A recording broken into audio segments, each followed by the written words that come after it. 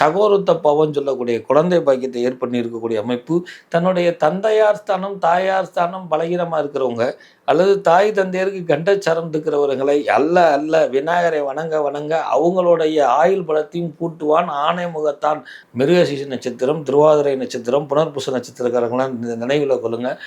குறிப்பாக புனர்பூச நட்சத்திரக்காரங்க கணவன் மனைவி பிரச்சனை, கோர்ட்டு சம்பந்த பிரச்சனை, நிலத்து சம்பந்தப்பட்ட பிரச்சனைகள் இருந்து விடுபடக்கூடியவருக்கு ஆணைமுகனை செவ்வாய் தோறும் ஆணைமுகனை வணங்கிட்டு வர்றது இது குறிப்பான நேயர்கள் அனைவருக்கும் விநாயகர் சதுர்த்தி நல்வாழ்த்துகளுடன்.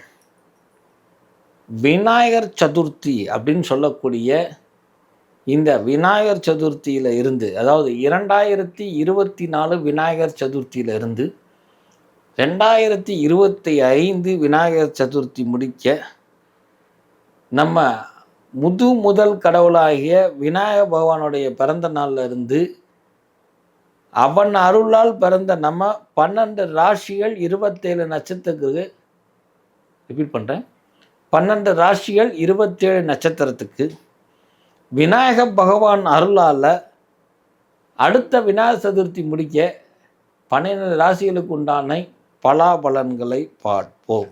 கை நிறை கணபதி அப்பமோ டபுள் பொறி அப்படின்னு சொல்லியிருக்கிறாங்க. கை நிறைய ஒரு மண்ணையோ ஒரு மஞ்சளையோ ஒரு மாட்டு சாணத்தையோ ஒரு உப்பையோ நம்ம பிடித்து வைத்தால் அது விநாயகராக ஏற்றுக்கொள்கிறாராம் விநாயக பகவான். அப்போ அவன் எவ்வளோ கருணை உள்ளம் பொருந்தியவன். அதெல்லாம் சொன்னாங்க. கை நிறை கணபதி அப்பமோ டபுள் பொறி. ஒரு எளிமையாக அவனுக்கு ஒரு அப்பமோ அதுவும் இல்லைங்க அவுள் பொறி வைத்தா கூட அவன் உள்ள மகிழ்ந்து உங்களுக்கு உதவ முன் வந்து விடுவானா. உள்ள மகிழ்ந்து உதவக்கூடிய எந்த பாரபட்சமும் இல்லாமல் ஓடி வரக்கூடிய கணபதிங்கிறனால தான் அவனை முழு முதல் கடவுள் அப்படின்னு சொல்லப்பட்டிருக்குது. இன்றைக்கும் நம்ம எந்த விஷயத்தை இது பண்ணாலும் விநாயகரை வணங்காமல் எந்த ஆலயத்திலையும் செய்வது கூட இல்லை. ஆக எல்லோத்துக்கும் முழு முதல் கடவுள் சொல்லக்கூடியது. ஏன் நம்ம நிகழ்வில் இந்த விநாயகர் சதுர்த்தி முதல் அடுத்த விநாயகர் சதுர்த்தி முடிக்க நம்ம இந்த ராசி பலனை எடுத்தோம் அப்படின்னா, அண்டம் சொல்லக்கூடிய இந்த உலகம் விநாயகருடைய வயிற்றில் இருக்குதான். அதனால தான் அவனுக்கு தொந்தி பெருசாக இருக்குது.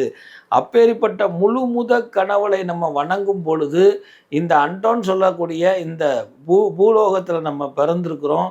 இந்த 12 ராசிகளுக்கும் விநாயக பகவானுடைய அருளால் எந்த கிரக தோஷமும் இல்லாமல், எந்த சாபமும் இல்லாமல், எந்த பகை உணர்ச்சியும் இல்லாமல், நம்ம ஜாதகத்திலே சில குறைகள் இருந்தாலும் விநாயகர் முதல் கடவுளாகிய அந்த விநாயகர் பிறந்த நாள்ல இருந்து ஆரம்பிக்கும் பொழுதே அத்தனை தோஷமும் நீங்கிவிடும் என்கிற ஒரு அரிய நிகழ்வை உங்களுக்கு தெரியப்படுத்தி, இது எனக்கு மட்டும் இல்லை நம்ம நேயர்களுக்கும் உறுதுணையாக இருக்குங்கிறதுக்காக தான் இந்த விநாயகர் சதுர்த்தி முதல் அடுத்த 2024 விநாயகர் சதுர்த்தி முதல் 2025 விநாயகர் சதுர்த்திக்கு இந்த பலாபலன்கள் 12 ராசிகளுக்கு எப்படி இருக்கும் அப்படிங்கிற இந்த சிறப்பு பதிவில் நீங்கள் காண இருப்பது 12 ராசிகளுக்கு உண்டான ராசி பலன்கள்.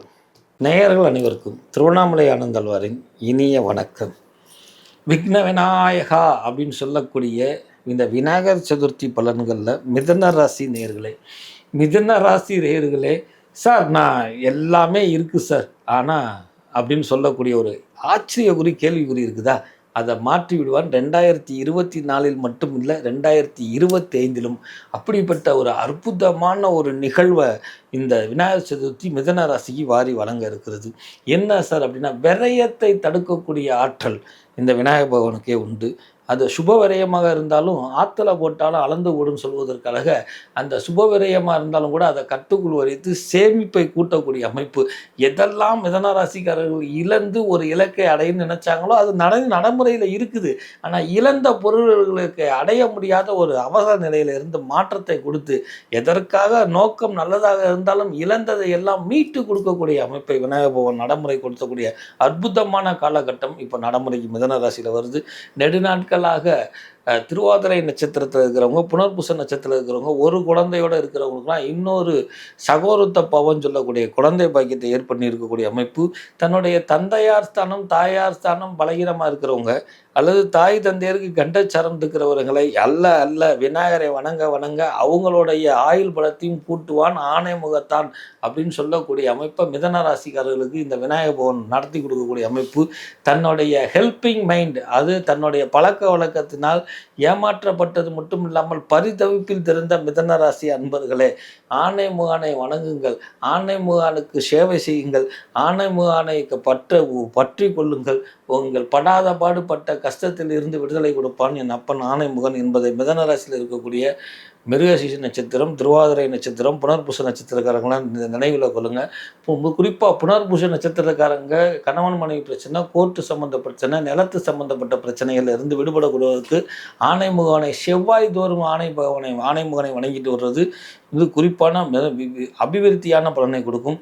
மிதன ராசியில் இருக்கிறவங்க கடும் கோபத்தில் இருந்தாலும், நியாயமான கோபமாக இருந்தாலும், எதிரிகளுடைய தாக்கத்தினால் தன்னுடைய உடல்லையும் பாதிப்பு ஏற்படும் என்பது, உடலுடைய நோய் நொடிகள் தாக்கம் குறையும் என்பதால் கோபத்தை குறைத்து கொள்வதற்கு விநாயகருக்கு இளநீர் அபிஷேகம் பண்ணுவது, தங்களுடைய காரியத்தை நடத்துவதற்கு பொறுமையை கடைபிடிப்பது, குறிப்பாக நிலச்சார்ந்த பிரச்சனைகள், நிலம் வாங்கியிருந்தாலோ அல்லது வீடு வாசல் கட்ட வேண்டிய எண்ணங்கள்லாம் நடைமுறைக்கு வரக்கூடிய காலகட்டம் இப்போ ஆரம்பிக்குது என்பது, இந்த விநாயகர் சதுர்த்தியிலிருந்து ஆரம்பிக்குது என்பதால் எதிரிகளிடம் பயப்பட வேண்டியதில்லை, அஞ்ச வேண்டியதில்லை. ஆனால் பொறுமை முக்கியம், உங்களுடைய ஆரோக்கியம் முக்கியம் என்பதை நினைவில் கொண்டு செயல்படுவது இந்த விநாயகர் சதுர்த்தி பலன்களில் மிதன ராசிக்கு விநாயக பகவான் எடுத்து சொல்லக்கூடிய விஷயம். நான் சொல்லலை, விநாயக பகவான் சொல்லக்கூடிய ஒரு அற்புதமான நிகழ்வு என்பதை கருத்தில் கொண்டு மிதன ராசிக்காரர்கள் செயல்படுவது நன்மை பயக்கும். இந்த மிதன ராசிக்காரர்கள் பிரதானமாக வணங்க வேண்டிய விநாயகர் ஆலயம் அப்படின்னு எடுத்தீங்கன்னா, ஓடுகிற ஆற்றில் சங்கில் உருவமாக தோன்றினான், அவன் பேர் தான் சங்கு விநாயகர் என்று சொல்லக்கூடிய மதுரை ராமேஸ்வரம் ரோட்டில் மானாமதுரை என்ற இந்த திருச்சேத்திரத்தில் ஆனந்தவல்லி சமேத அப்படின்னு ஒரு சிவபெருமான் கோயில் இருக்குது. அந்த ஆற்றை கடக்கும் பொழுது அங்கே சங்கு விநாயகர் அப்படி திருக்குறள்னு ஒரு ஆலயம் இருக்குது. இன்றைக்கும் போகிறவங்க குறிப்பாக மானாமதுரை டு தாயமங்கலம் ரோட்டில் இந்த ஆலயம் ரோட்டு மேலே இருக்கக்கூடிய அற்புதமான நிகழ்வு. அந்த காலத்தில் இந்த ஆற்றுல தண்ணி ஓடுனதாகவும் அதில் ஒரு சங்கு இருந்ததாகவும், அந்த சங்கை எடுத்து பார்க்கும் பொழுது கொடன்னு சவுண்டு கேட்டதாகவும், அது உள்ளே என்ன இருக்குன்னு பார்க்குறப்போ அதில் விநாயகர் தோன்றியதாகவும், அன்று முதல் இவர் சங்கு விநாயகராக பாவிக்கப்பட்டு அங்கே பிரசித்தி செய்து பூஜை புனஸ்காரங்களோடு நடக்கக்கூடிய அற்புதமான நிகழ்வு. இதில் இன்னொரு ஒரு பெரிய சிறப்பு என்ன என்றால், இவருக்கு காவல் தெய்வமாக இருக்கக்கூடிய கருப்புசாமி இருக்கக்கூடிய தன்னுடைய தெய்வத்துக்கு கூடிய நட்பு பாராட்டக்கூடிய ஒரு அற்புதமான அமைப்பு இந்த ஆலயத்தில் உண்டு. ஏன்னால் இந்த காவல் தெய்வமானது இருந்தது நான்வெஜ்னு சொல்லக்கூடிய அசைவம் சாப்பிட்றதா இருந்தாலும் அவரையும் ஏற்றுக்கொண்டு இந்த விநாயகர் பகவான் அருள் பெறக்கூடிய அற்புதமான நிகழ்வு. இன்றைக்கும் கூட அவருக்கு பூஜை புனஸ்காரம் பண்ணும் பொழுது இவர் திரையை போட்டு கடவை அறுத்தி கொள்வார். ஏனென்றால் தன் நண்பன் சார்ப்பதை பார்க்கக்கூடாது, தன் நண்பனுக்கு உகந்தது அவனுக்கே கிடைக்கணும்னு அப்படின்னு சொல்லி இந்த விநாயகர் பெருமான் கருப்புசாமி மேலே அவரை பிரியம் கொண்டக்கூடிய அரிய நிகழ்வு என்றும் நீங்கள் பார்க்கலாம். ஆக மிதன ராசியில் இருக்கிறவங்க திருவாதிரை நட்சத்திரத்தில் புத்திர பாக்கியம் இல்லைன்னு சொல்கிறவங்களாம் இந்த சங்கு பிள்ளையார் ஆலயத்துக்கு செல்வதும், அங்கே இருக்கக்கூடிய முத்துராக்கு அம்மனை வழிபாடு பண்ணுவதும், புத்திர பாக்கியமே இல்லை என்பதை பொய்க்க வைத்து திருவாதிரை நட்சத்திரத்தாருக்கு புத்திர பாக்கியம் கொடுப்பதற்கு சங்கு விநாயகரே பிறப்பான் என்கிற அவர் மேல் ஆணையாகவும், குறிப்பாக புனர்பூச நட்சத்திரத்தில் வழக்குகள் பிரச்சனைகள் மனமுறிவு ஏற்படாமல் இருப்பதற்கு சங்கு விநாயகரை 11 தடவை வலம் வருவதும், அங்கே இருக்கக்கூடிய முத்துராக்கை வழிபாடு பண்ணுவதும் பிரச்சனைகளுக்கு விடுதலை கொடுக்கும். மிதன ராசிக்காரர்களை குறிப்பாக மிருகசீஷ நட்சத்திரம் 3-4 பாதத்தில் வருவர்கள் சொல்லாத துயரம், சொன்னாலும் தீராத துயரம், ஏற்றுக்கொள்ளாத ஒரு விஷயத்தில் பாடுபட்ட அத்தனை பேத்துக்கும் இந்த சங்கு பிள்ளையாருடைய அனுகிரகத்தினால் இயேசுவர்களும் பேசுவர்களும் திரும்பி பார்க்க வைக்கக்கூடிய ஒரு பொருளாதார செழிப்பமும் கொடுத்தாலும், ஒரு காலமும் தன்னுடைய தான தர்மத்தை குறைக்காத பாக்கியத்தையும் பழிவாங்காத உணர்வையும் கொடுத்தாலும் கூட பின்வருங்காலங்களில் ஆரோக்கிய குறையாமல் இருப்பதற்கு சங்கு விநாயகர் துணை இருப்பான் என்பதை மிருகசீஷ நட்சத்திரர்கள் குறிப்பாக மிதன ராசியில் இருக்கிறவர்கள் புரிந்து கொண்டு வழி கிடைக்கும் பொழுதுதான் இந்த சங்கு விநாயகர் ஆலயம் சென்று வழிபாடு பண்ணுவது ஏற்றத்தையும் முன்னேற்றத்தையும் கொடுக்கும். மிதன ராசிக்காரர்கள் சங்கு விநாயகருடைய பாதத்தை பற்றுங்கள், பற்றற்ற வாழ்க்கை வாழுங்கள்.